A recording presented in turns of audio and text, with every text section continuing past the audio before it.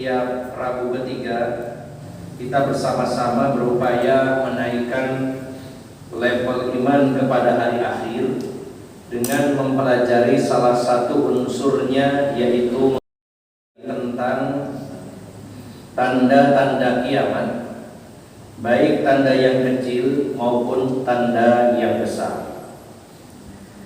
Dan pada kajian kitab ini tidak hanya membahas seputar tanda-tanda kiamat saja, namun terutama pada bab-bab yang membahas tentang tanda-tanda besar dari kiamat, kita pun membahas dan mengkaji beberapa poin selain informasi tentang tanda tersebut. Di antaranya kita pelajari tentang bagaimana menolak syubhat-syubhat yang muncul seputar tanda-tanda kiamat. Seperti misalnya pada bab yang akan kita bahas, yaitu tentang Imam Mahdi. Dalam kitab ini tidak hanya dibahas fokus kepada hadis-hadis tentang kedatangan Imam Mahdi beserta sifat-sifat beliau, tetapi juga ada pembahasan yang lebih detail, yaitu tentang derajat hadis-hadis yang membahas tentang Imam Mahdi. Kemudian juga ada pembahasan tentang para ulama yang khusus menulis kitab yang berkaitan dengan Al-Mahdi. Dan termasuk juga ada bab di sini, di akhir bab tentang Imam Mahdi ini ada bab tentang orang-orang atau kelompok-kelompok yang mengingkari hadis-hadis tentang Imam Mahdi dan bagaimana cara membantah pendapat-pendapat mereka yang mengingkari hadis-hadis Imam Mahdi. Bapak Ibu jamaah sekalian yang dimuliakan Allah Subhanahu wa taala, pada pertemuan yang terakhir kita sudah membahas tentang tanda besar yang pertama, yaitu Imam Mahdi. Sudah kita bahas prolognya, kemudian juga tentang tempat keluarnya. Dan kita lanjutkan pada malam hari ini, yaitu al-adillatu minas sunnati ala zuhuri. Dalil-dalil dari sunnah, dari hadis Nabi SAW akan kemunculannya. Ternyata kalau saya cermati, penulis membawakan hadis-hadis pada bab ini, hadis-hadis selain yang terdapat di dalam Sahih Bukhari dan Muslim. Artinya hadis-hadis di luar Sahih Bukhari dan Muslim. Maka nanti ada bab tersendiri tentang hadis-hadis tentang Imam Mahdi yang terdapat dalam Sahih Bukhari dan Muslim. Al-adillatu minas sunnati ala zuhurihi ja'atil ahaditsus sahihatu ad-dalatu ala zuhuril mahdi. Wa hadhihi al-ahaditsu minha ma ja'a fihi an-nassu ala al-mahdi wa minha ma ja'a fihi dzikra sifatihi faqat. Wa sa'adkuru huna ba'du hadhihi al-ahadits wa hiya kafiyatun bi isbati zuhurihi fi akhir zaman alamatun min alamatis sa'ah. Penulis mengatakan bahwa telah datang hadis-hadis yang sahih yang menjadi dalil tentang kemunculan Al-Mahdi. Dan hadis-hadis ini membahas tentang kedatangannya, dan sebagiannya membahas tentang sifat-sifatnya saja. Sifat di sini itu termasuk di dalamnya tentang nama orang tuanya, kemudian termasuk juga bagaimana fisiknya secara global, kemudian apa yang terjadi dan lain-lainnya. Maka beliau mengatakan, dan saya akan menyebutkannya di dalam kitab ini sebagian hadis saja. Sebagian hadis saja, karena sebenarnya hadis-hadis tentang Al-Mahdi ini jumlahnya puluhan. Maka di belakang nanti ada penjelasan. Imam Asy-Syaukani mengatakan ada sekitar 50 hadis. Namun pada kitab ini penulis menyatakan saya akan menyebutkan sebagian dari hadis-hadis tersebut, dan itu sudah cukup sebagai dasar untuk menetapkan kemunculan Al-Mahdi. Dengan sebagian hadis ini sudah sudah cukup.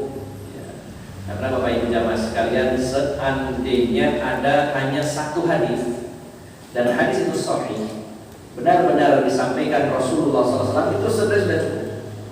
Apalagi ada puluhan hadis. Maka beliau menyatakan, saya sebutkan, saya bawakan sebagian hadis saja, dan itu sudah cukup untuk menetapkan akan kemunculan Imam Mahdi di akhir zaman, yang merupakan salah satu tanda di antara tanda-tanda kiamat. Yang pertama, An Abi Sa'id Al-Khudri, dari Abu Sa'id Al-Khudri. Itu terdapat dalam kitab Al-Mustadrak Imam Al-Hakim. Anna Rasulullah sallallahu alaihi wasallam qala, bahwasanya Rasulullah sallallahu alaihi wasallam bersabda, yakhruju fi akhir ummati al-mahdi yusqihillahul ghaitha wa tukhrijul ardu nabataha wa yu'til mala sihahan wa taksuru al-mashiyah wa ta'limul ummah ya'isu sab'an aw thamaniyan yakni hijajan. Beliau Rasulullah SAW bersabda dalam hadis riwayat Hakim, beliau menyatakan akan keluar di akhir umatku, di akhir zaman, Al-Mahdi. Allah Subhanahu wa ta'ala akan menurunkan hujan kepadanya. Maksudnya di zaman beliau Allah akan turunkan hujan dengan lebat. Ini menunjukkan sebuah tanda kemakmuran. Jadi jangan kita pahami wah hujan bayangannya nanti banjir bandang, musim hujan kebanjiran, musim panas kebakaran. Tidak seperti itu. Karena yang dulunya kita memahami bahwa kalau hujan turun dengan deras itu adalah kemakmuran, tapi pada hari ini sedikit bergeser karena seringnya terjadi bencana alam. Bahkan dinyatakan sebagai bagian dari bencana alam yang bersifat klimatologi. Jadi kalau udah hujan datang, banyak bencana alam, ada angin puting-beliung, banjir bandang, longsor dan lain-lain. Kita hilangkan image seperti itu.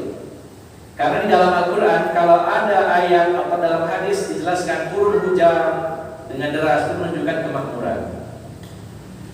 Sebagaimana Allah menyatakan, وَعَلَّوْ اسْتَقَامُوا عَلَى الطَّرِيقَةِ لَأَسْقَيْنَاهُمْ مَاءً غَدَقًا. Seandainya mereka itu istiqomah di atas thariqah, di atas Islam, di atas sunnah, maka kami akan memberikan air kepada mereka dengan air yang melimpah. Air adalah lambang kemakmuran.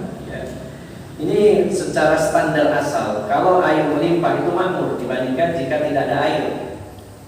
Maka yang dimaksud dalam hadis ini, saat Imam Mahdi muncul dan memimpin dunia Islam, Allah berikan kemakmuran, hujan turun dengan derasnya, dan bumi mengeluarkan tanaman-tanamannya subur. Banyak tanaman-tanaman yang tumbuh dengan subur. Dan juga Allah berikan harta kepada kaum muslimin sihahan secara merata.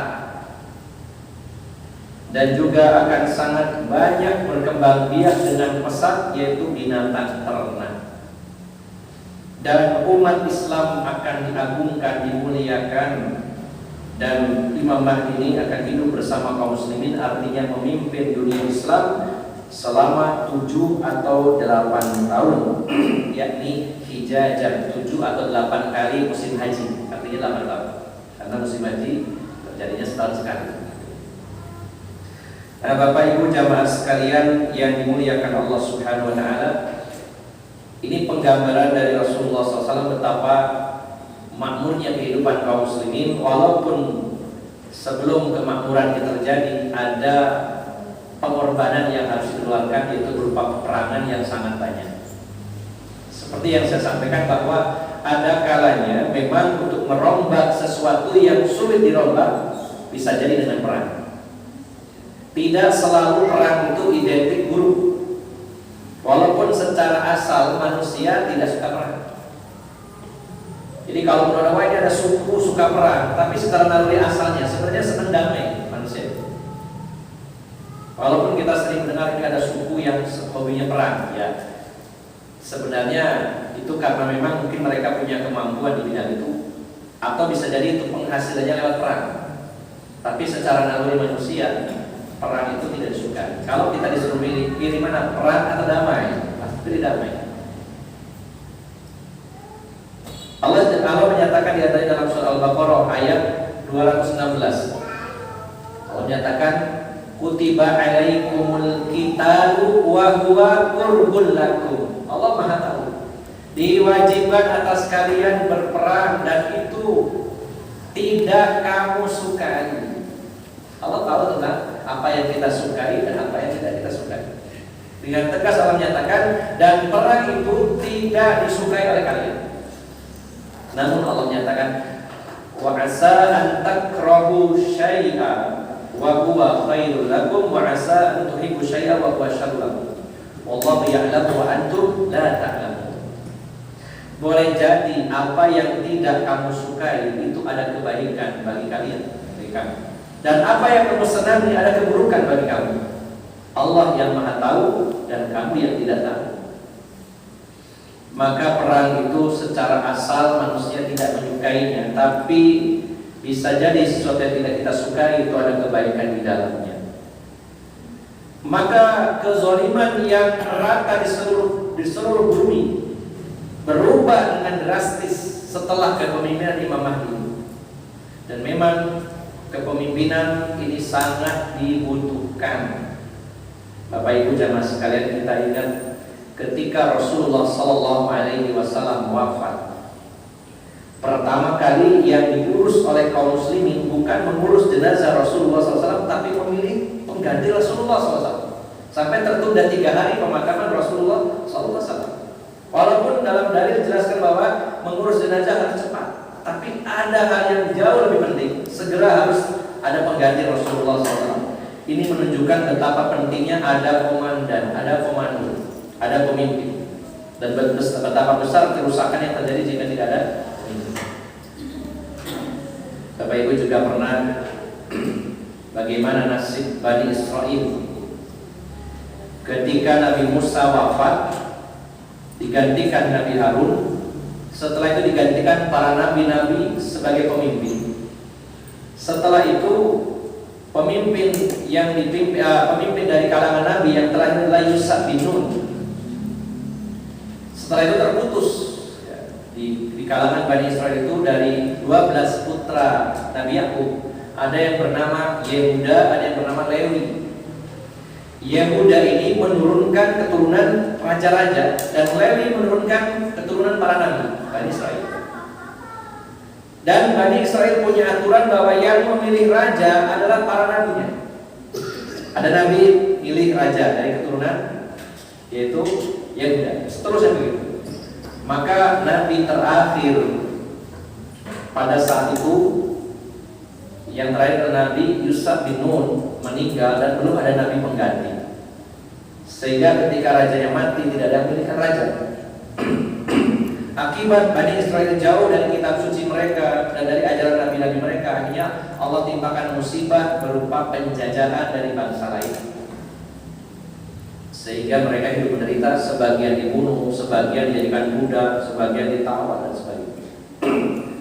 Sehingga akhirnya ada seorang wanita dari keturunan Lewi yang tersisa, yaitu yang bernama Hubla, mengandung dan selalu berdoa kepada Allah, semoga anak saya ini menjadi nabi dari Bani Israel. Sehingga lahirlah putranya dan dididik di rumah ibadah, dan Allah angkat menjadi seorang nabi yang dikenal dalam Israiliyat, Nabi Samuel. Dan akhirnya setelah dewasa menjadi nabi, Bani Israel sangat berharap, pilihkan untuk kami seorang raja biar kami ini merdeka, biar kami bisa melawan penjajah. Maka Nabi Samuel mengatakan, kalau kalian ingin punya seorang raja, nanti tantangannya adalah kalian akan berperang. Maka Bani Israel mengatakan, kami akan berperang, kami sudah bosan dijajah. Lalu kata nabinya, ini bisa dilihat di dalam surat Al-Baqarah ayat 246, ayat ada. Al-Baqarah 246 sampai 251. Bani Israel mengatakan kami ingin berperang kalau ada nabinya nanti. Kalau ada raja, kalau ada raja kami akan berperang. Lalu kata nabinya, kayaknya nggak mungkin, kalian tuh hanya ngomong saja. Nanti kalau benar-benar diwajibkan perang, kalian akan mundur. Dan ternyata betul, sebagian dari mereka kalau belum perang, ngomongnya perang terus. Jihad begitu ada pengumuman raya jihad, ciut nyalinya mundur, alias muntaber, mundur tanpa berita, hilang. Gitu. Nah, makanya dipilihlah oleh Samuel ini seorang raja bukan dari keturunan Yehuda maupun Lewi, justru orangnya orang miskin, yaitu Raja Tolut, yang Allah berikan kemenangan kepada Bani Israel setelah dipimpin oleh Tolut ini.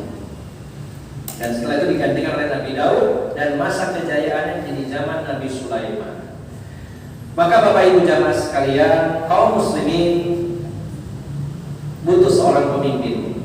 Walaupun sekarang ada pemimpin lokal-lokal ya, hanya secara politik saja, tapi pemimpin agama yang mendunia kita saat ini belum. Maka nanti setelah Allah hadirkan di tengah-tengah kaum muslimin, munculnya Imam Mahdi akan memimpin dunia Islam. Ini pentingnya komando sebagaimana kejadian Bani Israel tadi. Dan saat kepemimpinannya memang diawali dengan berbagai macam perang, terutama perang yang paling besar yaitu perang Malhamatul Kubra. Lalu setelah kemenangan demi kemenangan diraih kaum muslimin, maka keadilan merata di seluruh dunia dan Allah bukakan pintu barokah, pintu rezeki dari langit dan dari bumi. Maka hadis ini menginformasikan kepada kita di zaman kepemimpinan Imam Mahdi itu sangat penuh dengan kemakmuran. Allah turunkan hujan, bumi menumbuhkan tanaman yang lebat, buahnya besar-besar. Bahkan dalam hadis yang lain, seperti yang sering saya ulang-ulang, ada orang makan buah delima lalu dia bersembunyi di bawah kulitnya, ya, sehingga itu menunjukkan betapa suburnya tanah waktu itu. Sampai delima itu bisa dibuat tenda besar. Itu satu buah aja bisa dimakan oleh banyak orang. Begitu pula binatang-binatang dari susunya, dari dagingnya, gemuk-gemuk. Dan umat Islam dimuliakan, dan itu akan berlangsung selama 7 atau 8 tahun. Ini dalam hadis riwayat Imam Hakim dari Abu Sa'id Al-Khudri. Yang kedua, agak panjang ini hadis dalam Musnad Imam Ahmad. Dari Abu Sa'id Al-Khudri juga, beliau berkata, qala Rasulullah sallallahu alaihi wasallam, ubashirukum bil mahdi, aku beri kabar gembira buat kalian dengan kedatangan Al-Mahdi. Yub'atsu ala ikhtilafi minan nasi wa zalazil, kami akan mengutusnya, maksudnya kami menghadirkan Imam Mahdi pada saat banyaknya perselisihan di tengah-tengah manusia dan banyaknya kegoncangan. Jadi memang diawali dengan banyak kekacauan, banyak terjadi sengketa, perselisihan, kegoncangan demi kegoncangan di seluruh dunia. Banyak perang, ya, kegoncangan banyak macam-macam. Termasuk kegoncangan mungkin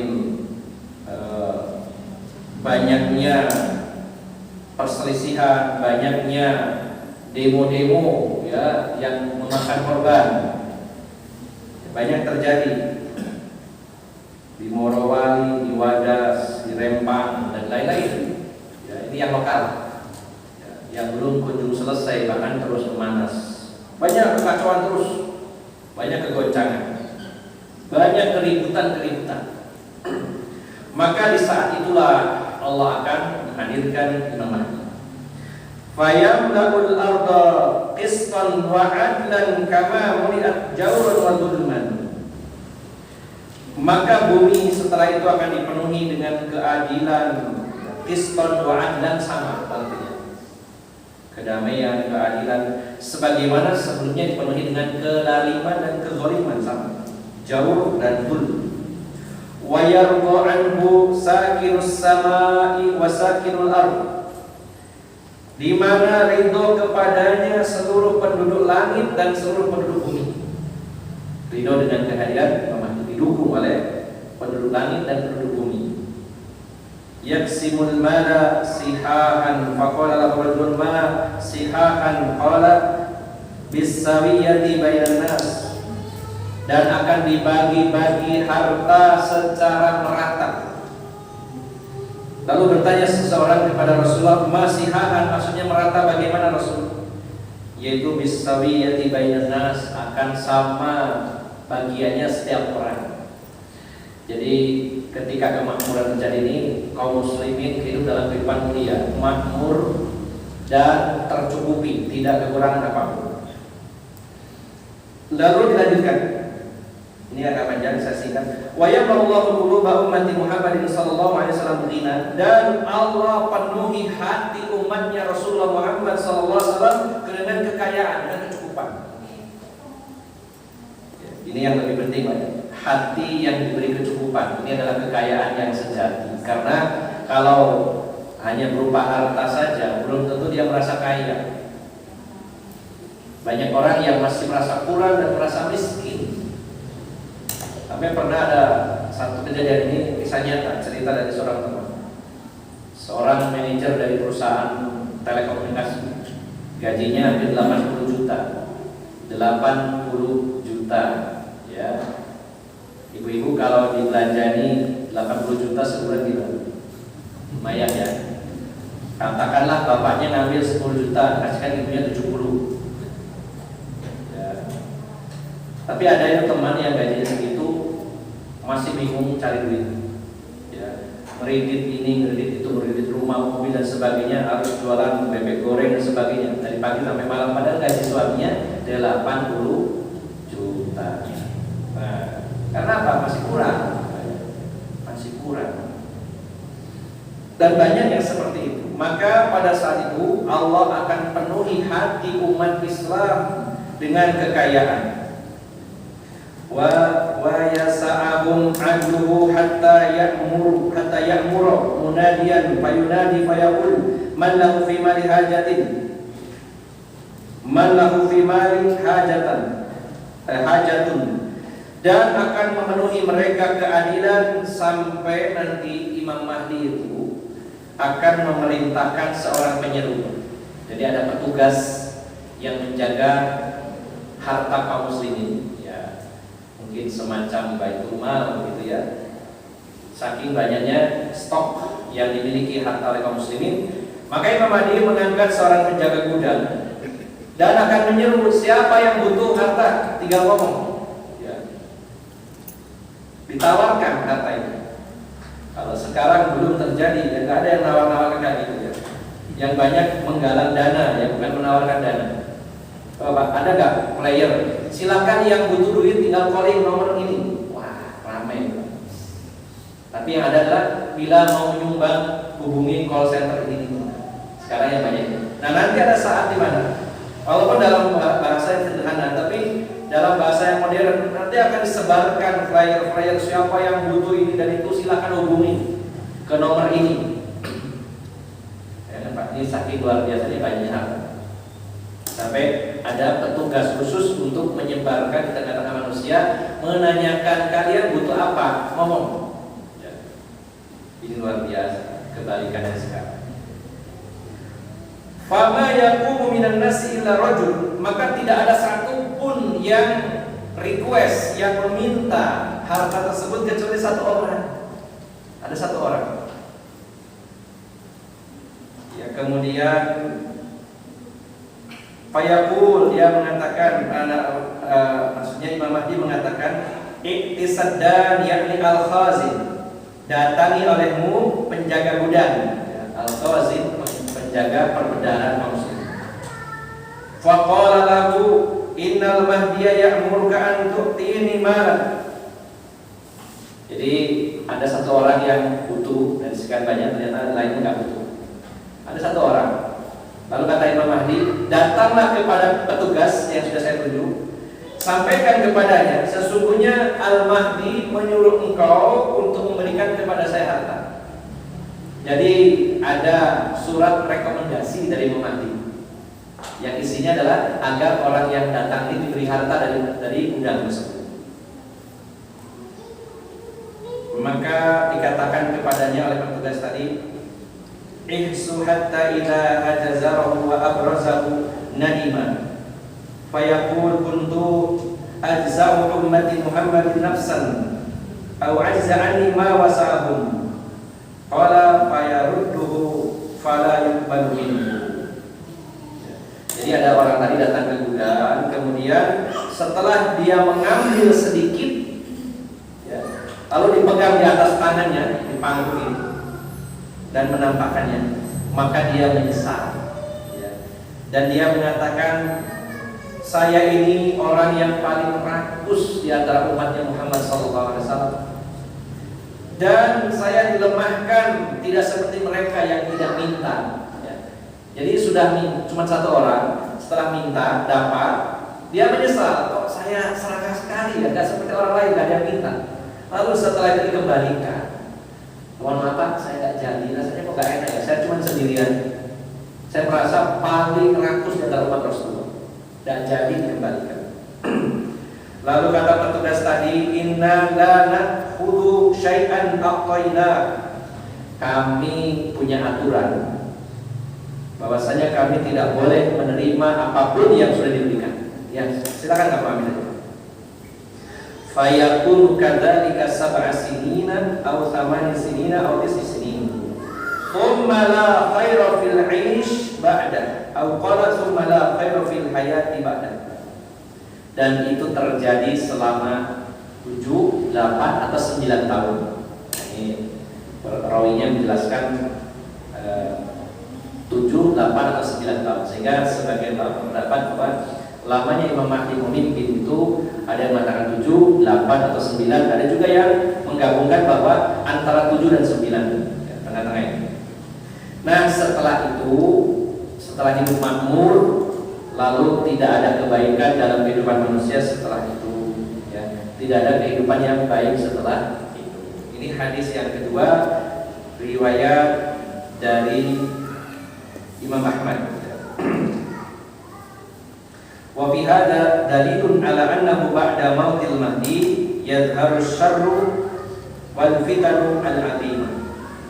Ini merupakan dalil bahwasanya setelah wafatnya Al-Mahdi muncul keburukan-keburukan, fitnah-fitnah yang sangat besar.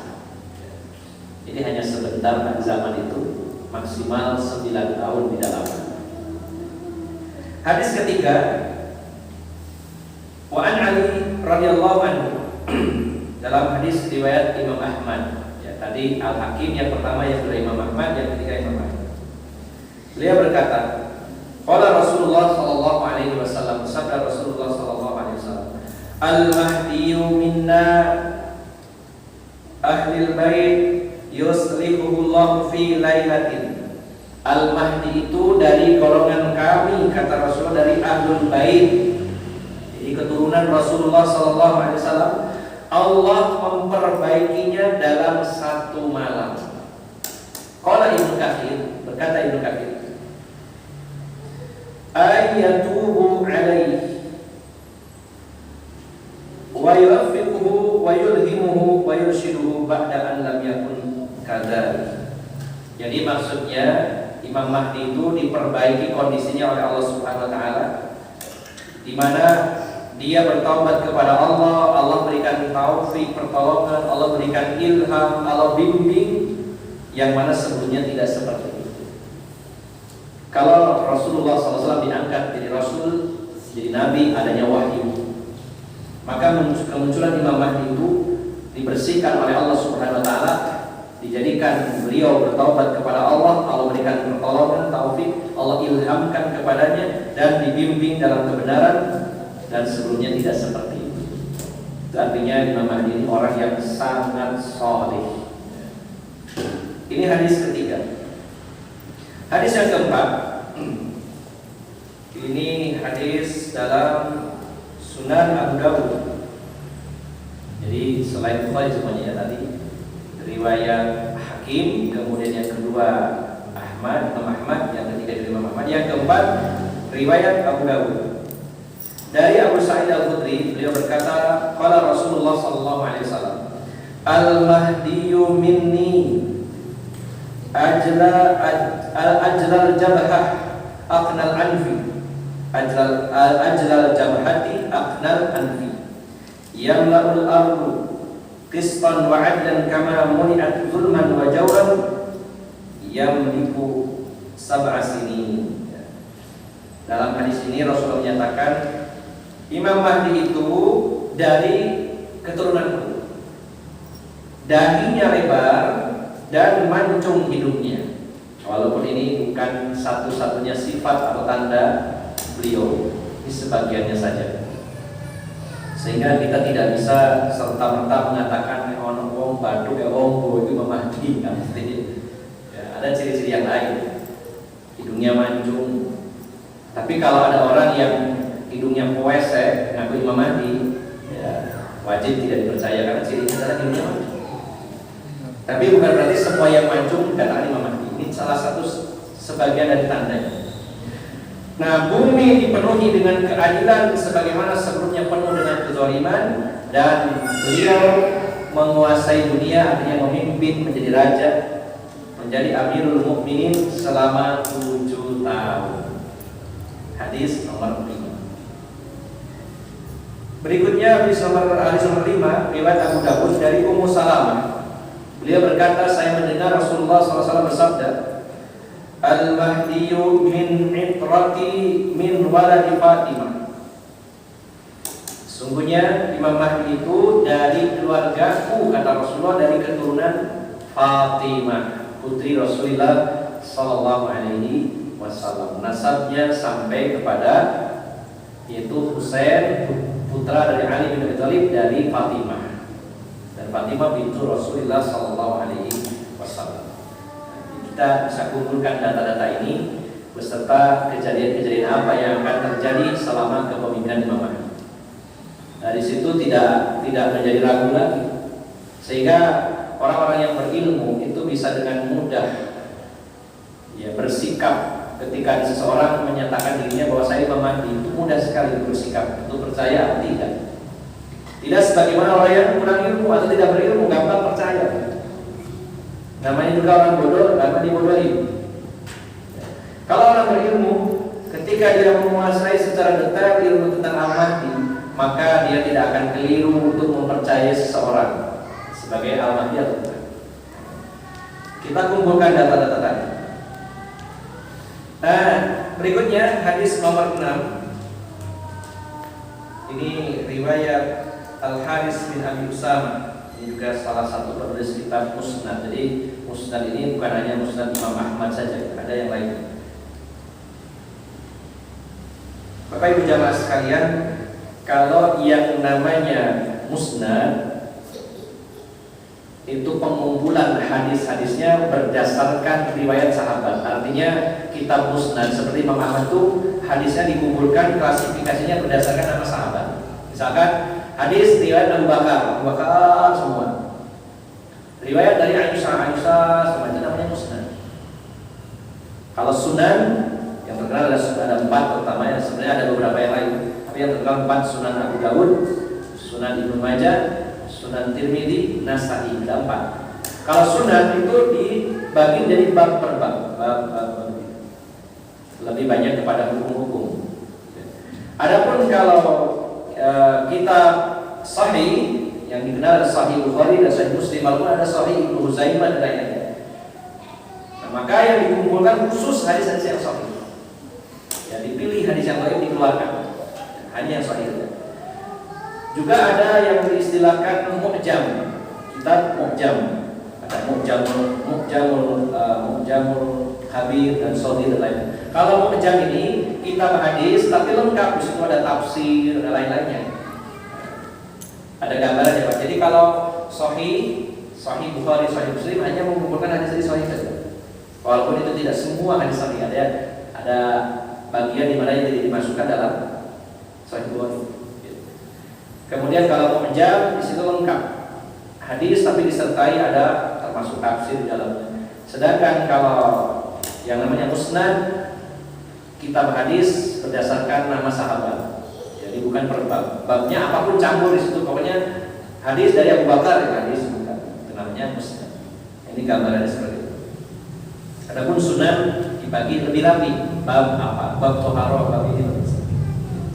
Kita lanjutkan.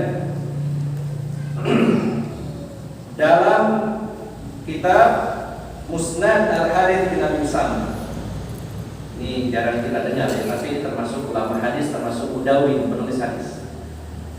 Dari Jabir radhiyallahu anhu, dia berkata Rasulullah sallallahu alaihi wasallam, yanzilu Isa bin Maryam fayaqulu amiruhum al-Mahdi ta'ala salli bina fayaqulu la inna ba'dahum amiru ba'd takrimatallahu hadhil ummah.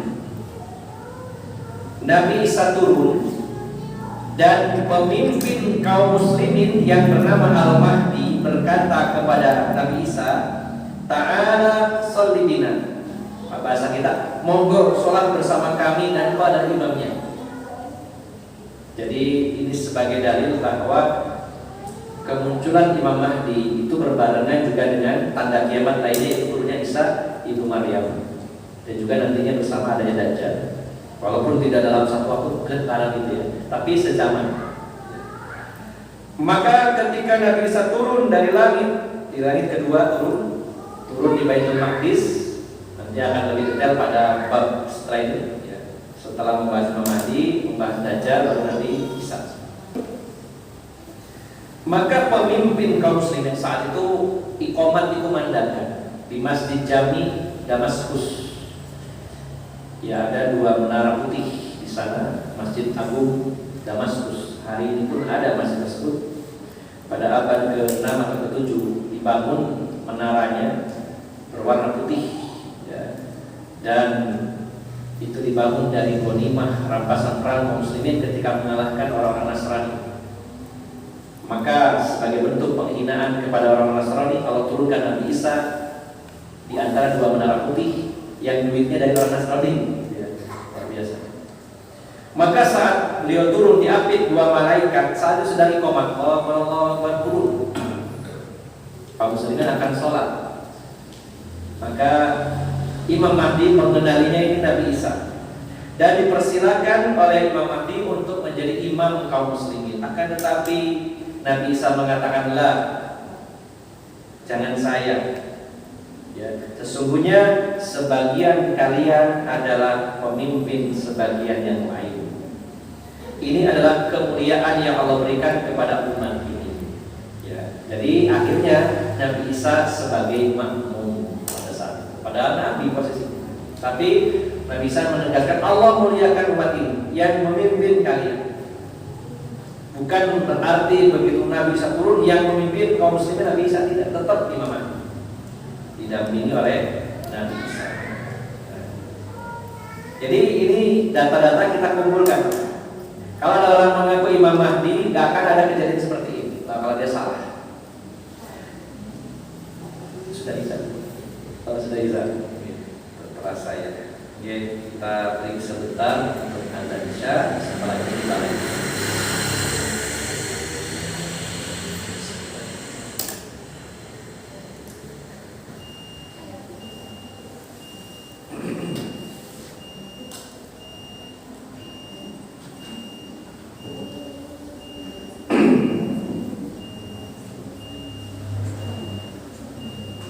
Allahu Akbar, Allahu Akbar,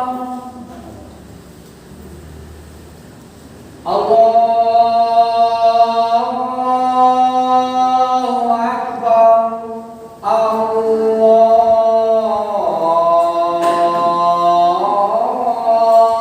Allahu Akbar. Asyhadu an la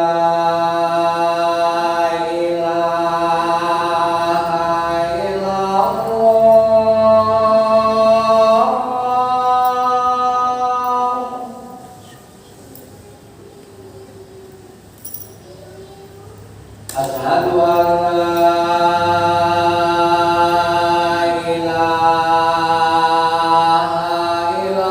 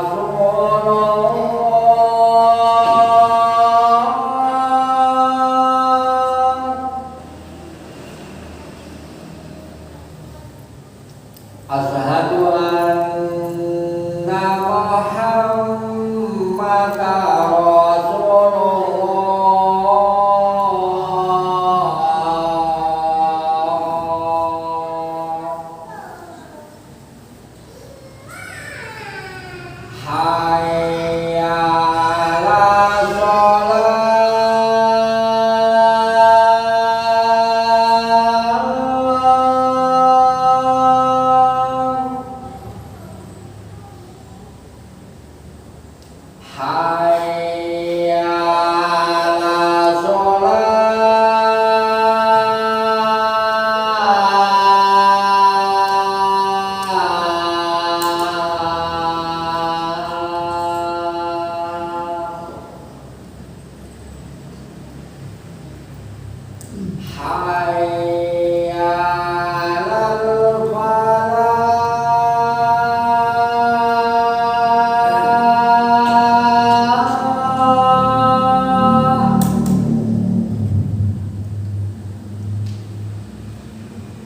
Hayya 'alal falah. Hayya 'alal falah.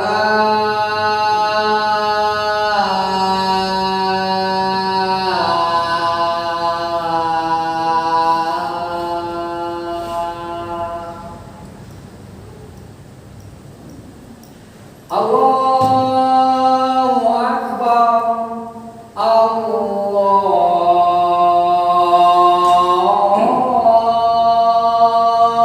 Akbar. La ilaha illallah.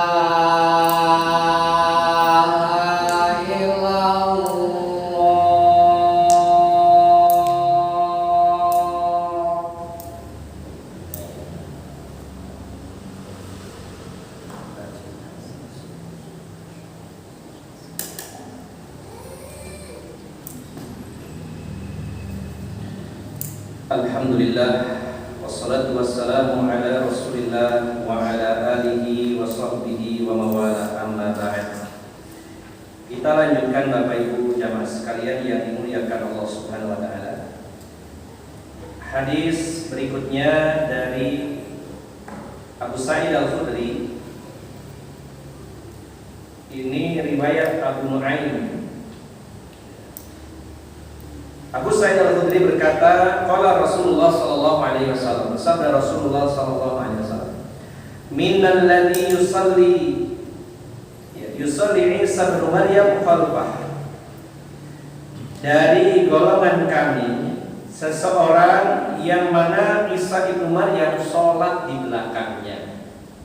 Maksudnya yang memimpin kaum muslimin menjadi imam sholat pada saat itu adalah dari golongan atau dari keluarga Rasulullah Sallallahu Alaihi Wasallam.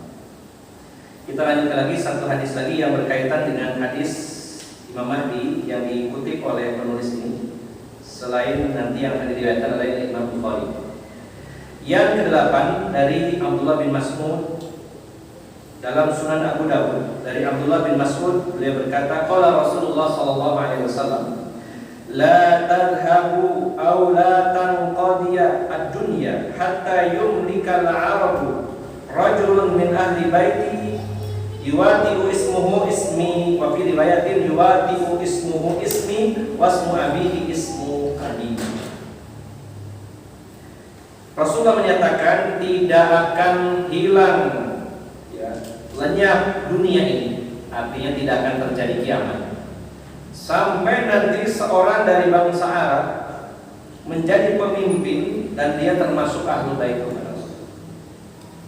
yang namanya seperti namaku. Dalam riwayat lain namanya seperti namaku dan nama bapaknya seperti nama bapakku, yaitu Muhammad bin Abdullah.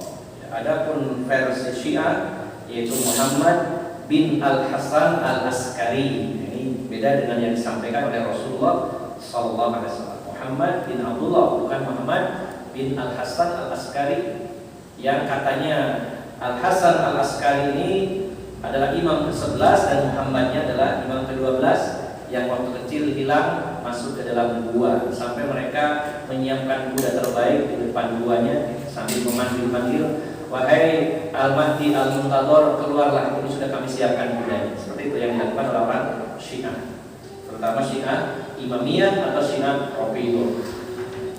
Jadi namanya seperti nama Rasulullah dan nama bapaknya seperti nama bapak Rasulullah SAW, yaitu Muhammad bin Abdullah. Ini dalil-dalil dari hadis yang dikutip oleh penulis hanya sebagian saja. Kita lanjutkan lagi Bapak Ibu jamaah sekalian, karena ini supaya tuntas ya, kita tambahkan kita waktu lagi. Ba'du ma fis sahihaini minal ahadithi bima yata'allaqu bil mahdi. Sebagian dalil yang tercantum dalam Sahih Bukhari dan Muslim dari hadis-hadis yang berkaitan dengan al-mahdi. Sini penulis membawakan 3 hadis. Hadis pertama riwayat Bukhari, hadis kedua riwayat Muslim, kemudian yang terakhir yang ketiga yaitu Sahih Muslim. Jadi Bukhari, Muslim sebutkan cuma 3 sebagai perwakilan saja dari hadis Bukhari dan Muslim. Yang pertama hadis riwayat Bukhari dari Abu Hurairah. Beliau berkata, Rasulullah SAW bersabda, "Kaifa antum idza nazala ibnu Maryam fikum wa imamukum minkum." Ini potongan hadis. Rasulullah bersabda, bagaimana keadaan kalian ketika turun Isa ibnu Maryam di tengah-tengah kalian dan pemimpin kalian adalah dari golongan kalian. Bukan Isa ibnu Maryam sebagai pemimpin, tapi pemimpin kalian adalah dari golongan kalian. Di sini tidak disebutkan nama Al-Mahdi atau nama siapapun, hanya pemimpin kalian dari golongan kalian. Ini hadis pertama. Hadis kedua dari Jabir bin Abdullah, hadis riwayat Muslim. Rasulullah bersabda, "La tazalu ta'ifatu min ummati yuqatiluna 'alal haqqi dhahirina ila yaumil qiyamah."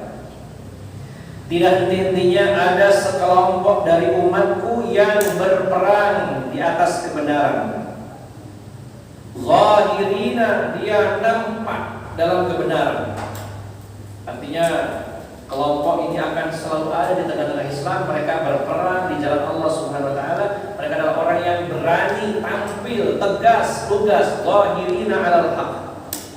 Bukan kelompok yang pengecut, bukan kelompok yang sembunyi-sembunyi, bukan gerakan di bawah tanah. Ta'ifatun ini, Ta'ifah al-Mansurah, kelompok yang akan ditolong oleh Allah adalah yang selalu berjuang di jalan Allah dan mereka itu nampak tegar di atas kebenaran. Cirinya mereka itu kelompok yang ditolong dan selamat adalah tegas, tegar di atas kebenaran. Zahirina 'alal haq. Jadi kalau kita ingin masuk bagian dari kelompok ini harus tegas, lugas, jangan ragu-ragu menjelaskan sunnah kepada kaum muslim. Lalu kata Rasulullah, "Fayanzilu Isa ibnu Maryam sallallahu alaihi wasallam fayaqulu amiruhum ta'ala salli lana." Wa yaqul la inna ba'dakum ala ba'din umara takrimatallahu hadhihi ummah. Kata Rasulullah, akan turun Isa ibnu Maryam lalu berkata pemimpin mereka, pemimpin kaum muslimin tidak disebut nama juga. Apa yang dikatakannya? Dalam bahasa kita, silakan wahai Nabi Isa, engkau yang memimpin kami untuk sholat. Maka Nabi Isa menolaknya, la, tidak. Sesungguhnya sebagian kalian atas sebagian yang lain adalah pemimpin.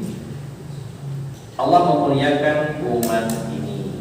Ini yang kedua. Yang ketiga dari Jabir bin Abdullah, Rasulullah bersabda, yakunu fi akhir ummati khalifatun yahsi al-mala hadithan, yahsi al-mala hadyan la ya'udduhu adadan. Akan muncul di akhir umatku seorang khalifah. Khalifah ala minhajin nubuwah, pemimpin di atas manhaj Nabi sallallahu alaihi wasallam. Dan dia salah satu hal yang dia lakukan adalah membagi-bagikan harta secara merata dan tidak bisa dihitung lagi jumlahnya. Saking melimpah ruahnya harta, dibagi-bagikan tidak terhitung lagi berapa jumlahnya. Kalau tidak terhitung jumlahnya berarti sangat fantastis, sangat besar harta yang dibagikan kepada kaum muslimin. Lalu ada tambahan, Al-Jariri, salah seorang rawi hadis ini, beliau mengatakan, saya berkata kepada Abi Nadrah dan Abi Al-Ala, atayani annahu Umar bin Abdul Aziz faqala la. Jadi para rawi hadis ini bertanya kepada Abi Nadrah dan juga Abi Al-Ala, keduanya dua orang tabi'in. sahabat. Ditanya, apakah menurut kalian khalifah yang dimaksud tadi membagi-bagikan harta itu adalah Umar bin Abdul Aziz? Maka kedua orang ini menjawabnya bukan. Ya, berarti bukan Umar bin Abdul Aziz, tapi khalifah di akhir zaman. Tadi kalimatnya di akhir ummati, di akhir umat Rasulullah SAW. Dari hadis-hadis ini ada dua poin yang kita ambil, kita penulis. Ahaduhuma, yang pertama, annahu inda nuzuli Isa ibn Maryam alaihi salatu wassalam minas sama yakunu al-mutawalli li imaratil muslimina rajulan minhum. Dari hadis tadi yang 1 dan 3 Bukhari, Muslim. Kita ambil poin penting yang pertama, bahwasanya pemimpin kaum muslimin tadi munculnya berbarengan sezaman dengan turunnya Isa ibnu Maryam dari langit, di mana pemimpin ini yang mengatur seluruh urusan kaum muslimin dan termasuk salah satu dari laki-laki kaum muslimin saat itu. Ya. Jadi Imam Mahdi ini termasuk seorang laki-laki dari kalangan kaum muslimin, dan beliau yang mengatur urusan kaum muslimin dan kemunculannya berbarengan sezaman dengan turunnya Isa ibnu Maryam. Yang kedua, anna hudura amirihim lis-salati wa salatu bil muslimin wa talabuhu min Isa ibnu Maryam inda nuzulihi an yataqaddama li yusalli lahu yadullu ala salahin fi hadzal amir wa huda wa hiya wa illam yakun fiha at-tasrih ila al-mahdi illa annaha tadullu ala sifati rajulin salihin ya umul muslimina fi dzalikal waqt. Poin yang kedua, kehadiran pemimpin kaum muslimin untuk salat. Lalu pemimpin ini meminta Nabi Isa untuk ke depan memimpin sebagai imam, menunjukkan orang ini, pemimpin ini adalah pemimpin yang shalih, ya, dan mendapatkan petunjuk dari Allah Subhanahu wa taala. Punya adab. Ini Nabi suruh mimpin saja. Menunjukkan orang ini, walaupun dia seorang pemimpin dunia, tapi mempersilakan Nabi Isa untuk memimpin sholat, menunjukkan orang yang saleh. Walaupun dalam lafaz Bukhari dan Muslim tidak ada kata Al-Mahdi, tapi menunjukkan sifat-sifatnya sebagai Al-Mahdi, yaitu sebagai laki-laki yang saleh dan memimpin kaum muslimin pada waktu itu. Maka dalam hadis-hadis yang sebelumnya diriwayatkan oleh Abu Dawud, kemudian dalam Al-Hakim, kemudian tadi Al-Haris dan lain-lainnya selain Bukhari dan Muslim, ada penyebutan Al-Mahdi, sementara dalam hadis Bukhari dan Muslim tidak. Tapi sifat-sifatnya sudah disebutkan. Maka Bapak Ibu jamaah sekalian yang dimuliakan Allah Subhanahu wa taala, dilengkapi lagi dengan satu riwayat. Ini dari penulis hadis yaitu Al-Haris bin Abi Usama tadi ya, dalam musnadnya dari Jabir bin Abdullah, Rasulullah menyatakan dengan tegas, yanzilu Isa bin Maryam fayaqulu amiruhum al-Mahdi. Kalau dalam hadis Bukhari Muslim tidak disebut nama al-Mahdi, tapi dalam riwayat lain, contohnya dalam musnad Al-Haris bin Abi Usama dari Jabir bin Abdullah, Rasulullah menyatakan, turun Nabi Isa dan berkata pemimpin mereka yaitu Al-Mahdi. Ada penyebutan nama Al-Mahdi. Sehingga Bapak Ibu jamaah sekalian, penulis menyimpulkan fahuwa dalun ala anna dzalika al-amiru al-madhkuru fi sahih Muslim alladhi ya talaba min Isa ibn Maryam alaihi salatu wasalam an yataqaddama lis-salat yuqal lahu al-Mahdi. Maka Imam Muslim menyebutkan seorang pemimpin yang menyuruh Nabi Isa untuk memimpin, menunjukkan kesolehannya, walaupun tidak disebutkan namanya Al-Mahdi, tapi dalam riwayat lain disebutkan Al-Mahdi, sehingga yang dimaksud dalam hadis Muslim yang menyuruh Nabi Isa untuk memimpin sholat adalah Imam Mahdi itu sendiri. Maka Bapak Ibu jamaah sekalian, walaupun dalam hadis Bukhari dan Muslim tidak ada penyebutan Imam Mahdi, tapi sebagai penguat dari hadis-hadis tersebut ada hadis-hadis di luar Sahih Bukhari dan Muslim yang disebutkan secara lugas ada kata-kata Al-Mahdi. Saya persingkat sedikit lagi. Dan hadis-hadis tentang Al-Mahdi ini tawatur ahadits Al-Mahdi Hadis-hadis tentang Al-Mahdi ini adalah hadis-hadis mutawatir. Ini ada perkataan beberapa ulama yang saya persingkat saja. Di antaranya Al-Hafidz Abu Hasan Al-Abari, kemudian Syekh Muhammad Al-Barzanji, kemudian juga Al-Alamah Muhammad As-Safaroni, dan juga yang lainnya termasuk Asy-Syaukani, dan juga Syekh Siddiq Hasan Khan, dan juga Syekh Muhammad bin Ja'far Al-Qahtani. Banyak sekali dikutip oleh penulis ini para ulama yang menyimpulkan bahwa hadis-hadis tentang Al-Mahdi adalah hadis-hadis mutawatir. Artinya diriwayatkan oleh banyak rawi dalam setiap levelnya. Dari Rasulullah didengar oleh banyak sahabat, dari para sahabat disebarkan kepada para tabi'in, banyak tabi'in, dan seterusnya sampai kepada para penulis hadis. Dan juga dipahami oleh para ulama bahwa walaupun redaksinya berbeda-beda, tapi maknanya sama tentang Al-Mahdi. Ada yang disebutkan namanya, ada yang tidak, tapi ini menunjukkan mutawatir maknawi. Artinya isi kandungan hadisnya adalah sama walaupun redaksi yang berbeda-beda. Ada beberapa ulama yang menulis kitab khusus tentang membahas Al-Mahdi.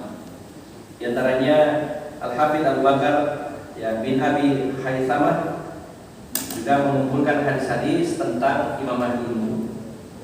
Kemudian juga Imam As-Suyuti dalam kitab Al-Arful Wardi fi Akhbaril Mahdi. Kemudian Imam Ibnu Katsir dalam kitabnya yang terkenal yaitu Al-Bidayah wan Nihayah. Beliau secara khusus mengkhususkan satu bab membahas tentang Al-Mahdi. Kemudian juga ada Syekh Ali Al-Muttaqi Al-Hindi. Hindi berada dari mana? India. Sebagaimana juga penulis kitab sirah yang terbaik pernah mendapat penghargaan dari kerajaan Saudi, yaitu Syekh Sofi Rahman Mubarak Kafur dari India juga. Syekh Ali Muttaqi Al-Hindi menulis dalam Risalatu fi Sya'nil Mahdi. Kemudian Ibnu Hajar Al-Makki menulis kitab Al-Qaulul Mukhtasar fi Alamatil Mahdi Al-Muntadhar, dan lain-lainnya, ada banyak. Yang terakhir Bapak Ibu jamaah sekalian, Al-Munkiruna li Ahaditsil Mahdi warraddu alaihi. Ada di antara kaum muslimin, termasuk juga didukung oleh para ulama, sebagai ulama mereka yang menolak hadis-hadis Al-Mahdi. Dengan kata lain, mereka tidak mempercayai hadis-hadis tentang Imam Mahdi, sehingga mereka tidak mengimani Al-Mahdi itu akan muncul. Ini berbahaya sekali. Ini masuk dalam ranah aqidah, Bapak Ibu jamaah sekalian. Di antaranya kalau ulama kontemporer, ulama modern yang paling vokal dalam hal ini adalah Syekh Muhammad Rashid Ridho, yang pernah juga dibantah oleh Syekh Muhammad Abdul Muhsin Al-Abbad Al-Bani. Dan ulama terdahulu, yaitu ulama yang meninggal pada tahun sekitar 808 Hijriah, yaitu Ibnu Khaldun. Pernah mendengar nama Ibnu Khaldun? Beliau ulama ahli sejarah, tapi beliau menyimpulkan, memberikan statement, pernyataan bahwa hadis-hadis tentang Imam Mahdi itu hadisnya dhaif. Hadis-hadis tentang Imam Mahdi itu kontradiktif, berlawanan antara satu dengan lainnya. Kemudian Ibnu Khaldun juga mengatakan bahwa hadis-hadis tentang Imam Mahdi itu kesusut atau tersisipi oleh cerita-cerita Israiliyat dan lain-lain. Maka para ulama menjelaskan bahwa Ibnu Khaldun, beliau seorang ahli sejarah dan bukan pakar dalam bidang hadis, sehingga kesimpulan yang beliau sampaikan itu ditolak dan dibantah oleh para ulama hadis. Sebenarnya sudah cukup tadi dalil yang ini baru sebagian saja hadis-hadis sahih tadi di dalam Sahih Bukhari Muslim maupun selainnya. Termasuk yang dikatakan oleh Syekh Muhammad Rashid Ridho adalah bahwa kenapa menolak tentang kemunculan Al-Mahdi? Karena Imam Bukhari dan Muslim tidak menyampaikan hadis secara tegas tentang Al-Mahdi. Ini standar yang lemah Bapak Ibu jamaah sekalian. Karena apa? Tidak semua hadis sahih itu ditulis oleh Imam Bukhari dan Muslim. Artinya yang terdapat dalam Sahih Bukhari, Sahih Muslim itu bukan semua hadis sahih, tidak semuanya.